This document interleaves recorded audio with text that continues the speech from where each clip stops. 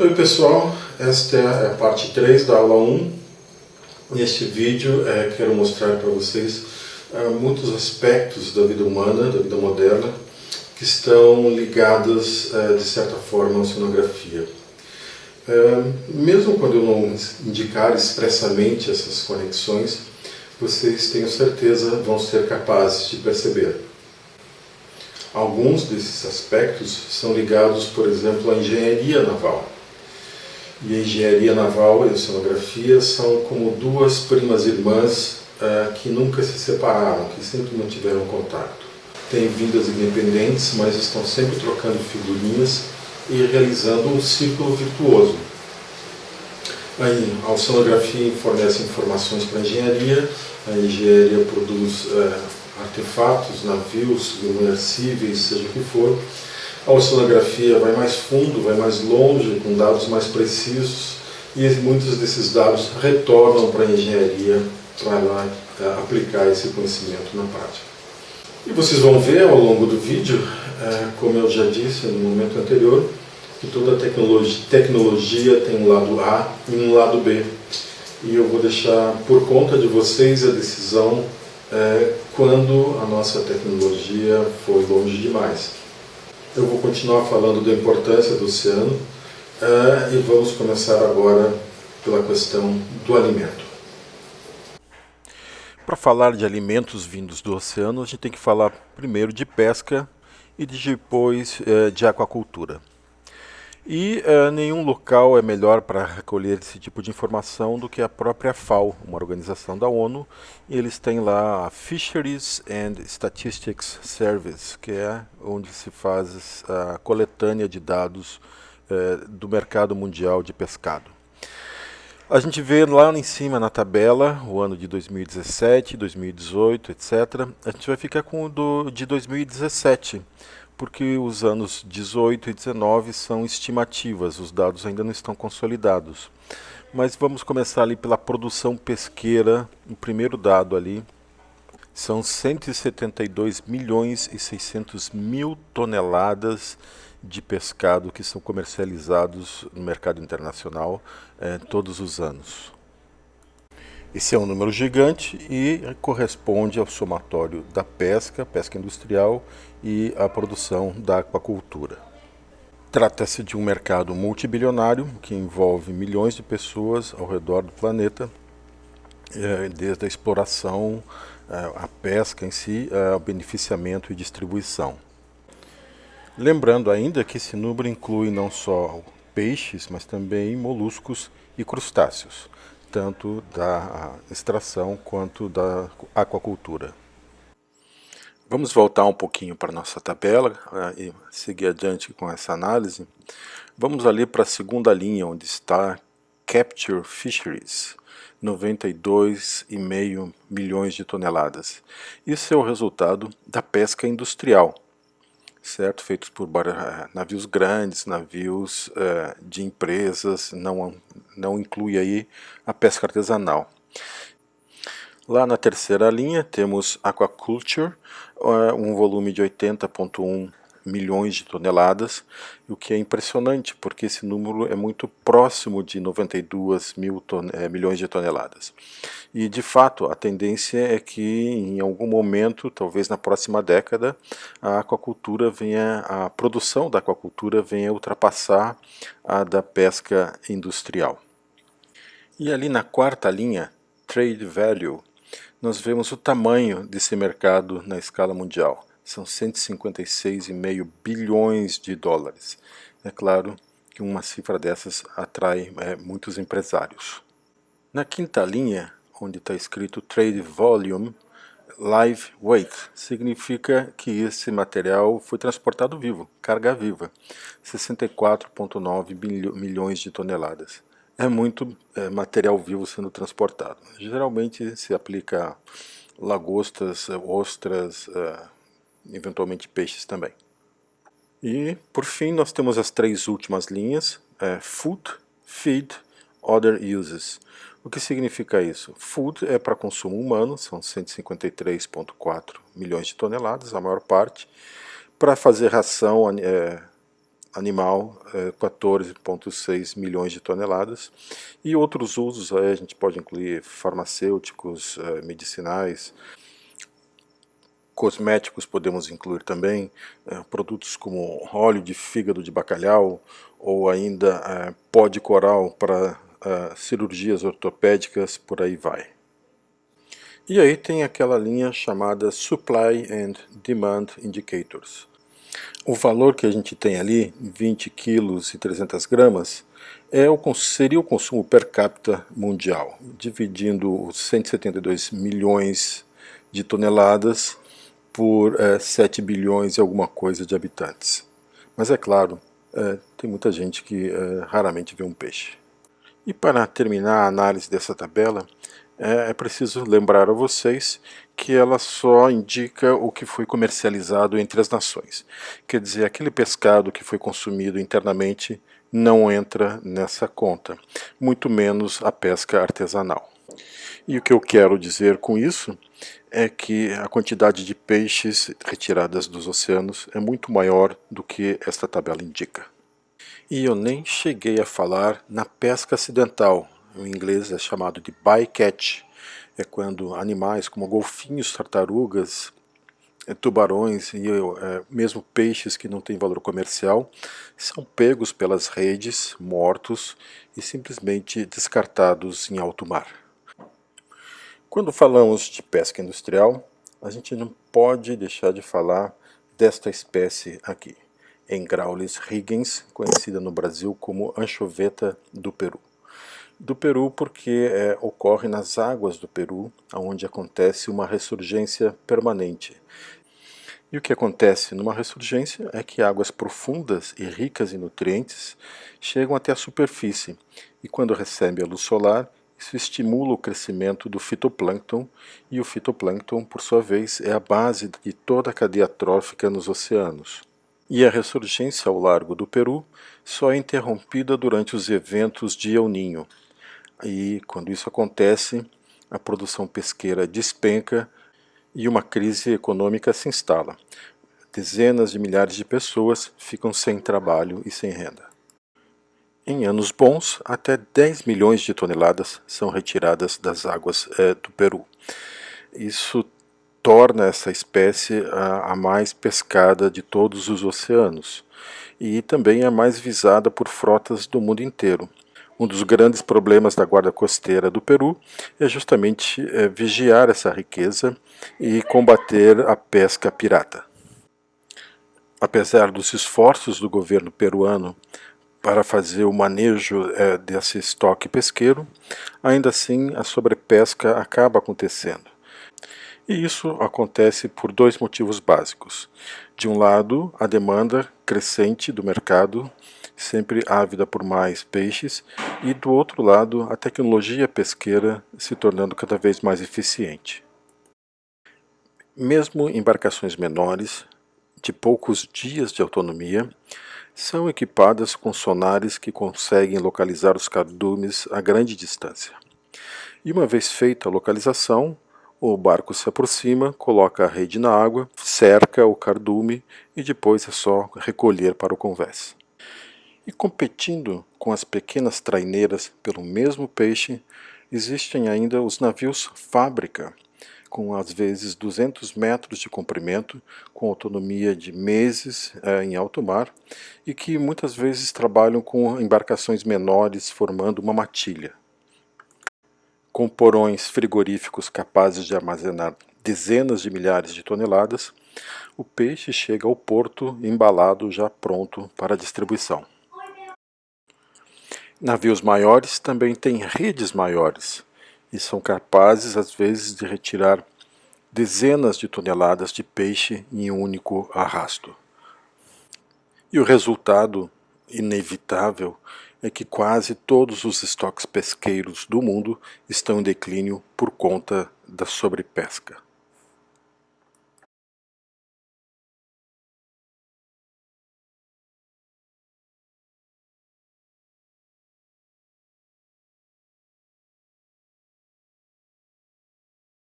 Devido ao pouco tempo que a gente tem, acho que a gente não pode mais estender esse assunto de pesca, que é muito extenso.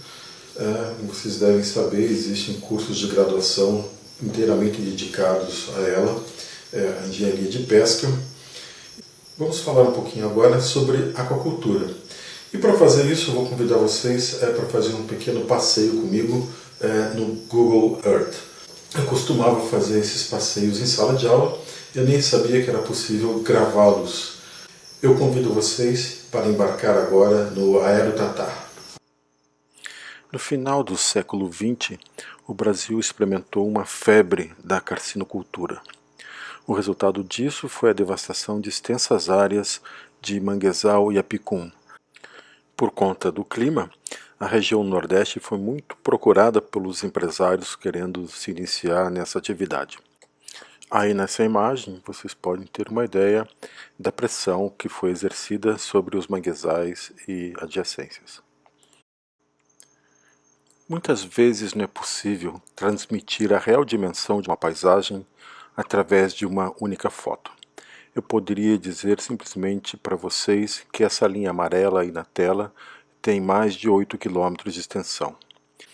Mas se a gente conseguir chegar mais perto, a gente vai começar a identificar outros elementos da paisagem, mais na escala humana. Aí a nossa impressão vai se tornar mais precisa. Vamos lá. Nós começamos o nosso sobrevoo da parte mais continental em direção à praia. Aí vocês podem ver os tanques e vocês podem também, para tomar como referência, o tamanho das casas no entorno dessa fazenda. A fazenda está localizada no município de Baía Formosa, no Rio Grande do Norte, não muito longe daqui.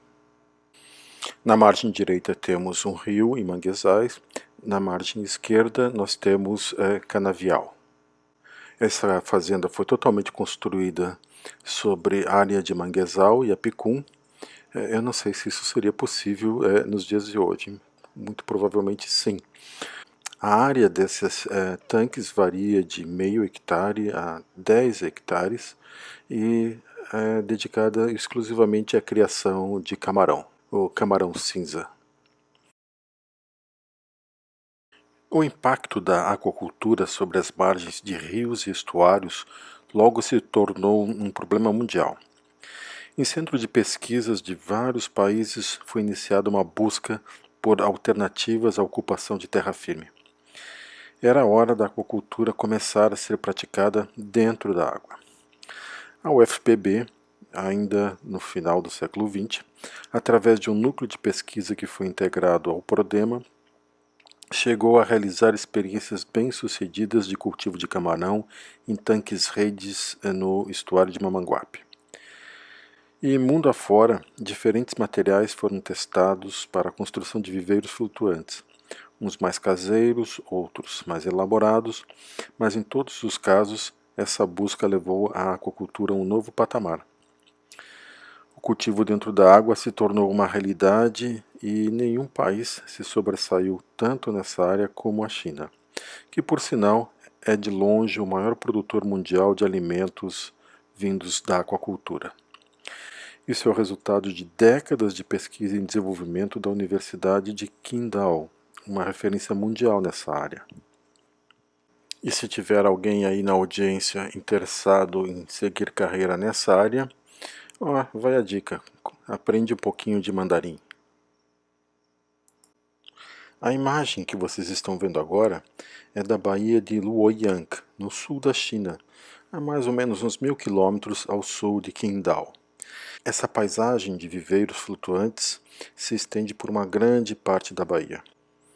Dá para ver também que a aquacultura demanda muita mão de obra e é o local de vida de muitos chineses.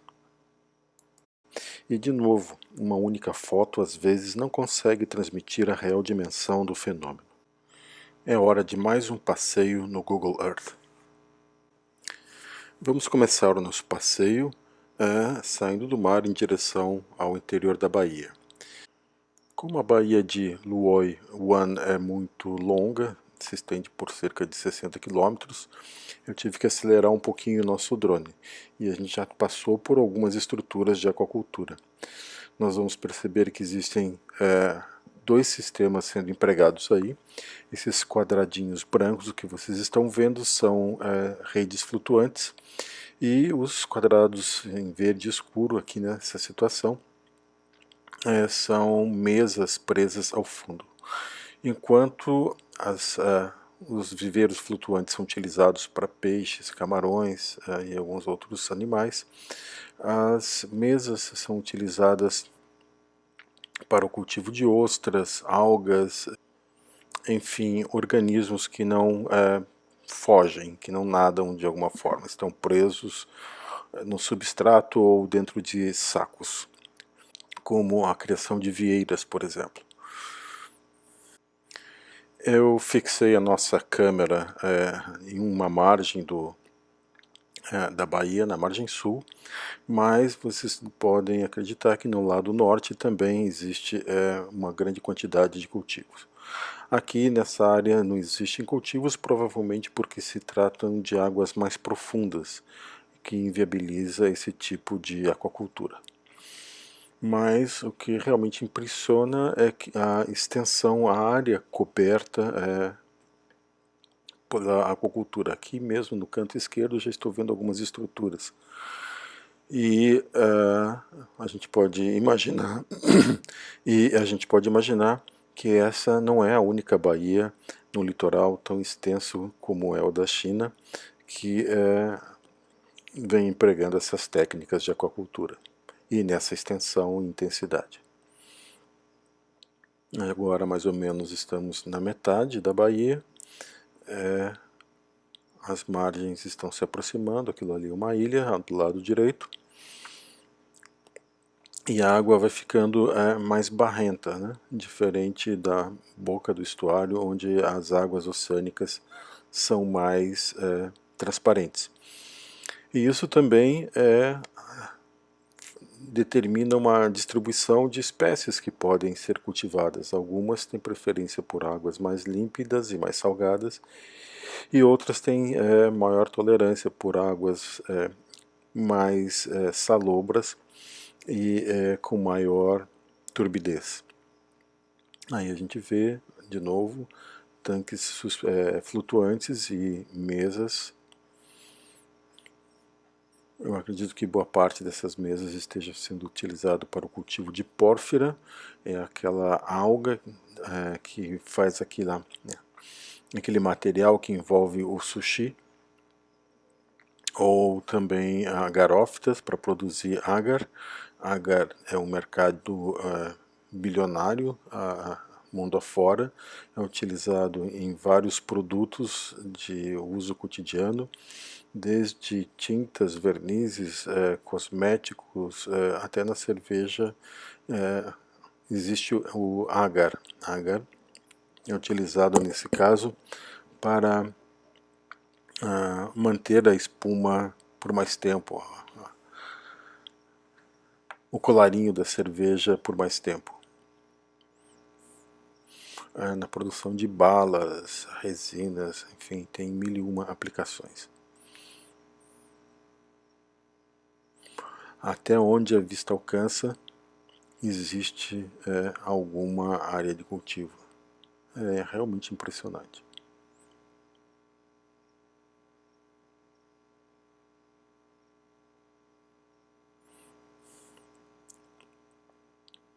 E os chineses não abdicaram de cultivos em terra. Logo mais para frente nós vamos ver, eles estão utilizando pântanos rasos, pântanos salgados para, o nome em inglês é mudflats, para a formação de tanques, cultivo de camarão, peixes, alguma coisa do gênero. Aqui do lado esquerdo a gente vê uma área industrial, indústria pesada, e do lado direito nós já vemos os tanques feitos sobre os pântanos salgados. É um uso realmente intensivo da área da Bahia. Ali alguns pântanos ainda intactos, parece que restou muito pouco desse ecossistema original. E aqui nós vamos chegando ao final do nosso voo. Bem, pessoal, esse vídeo já ficou um pouco longo. Eu vou parando por aqui e deixo vocês com uma imagem dessa embarcação de uma praia no Conde, e até o próximo vídeo.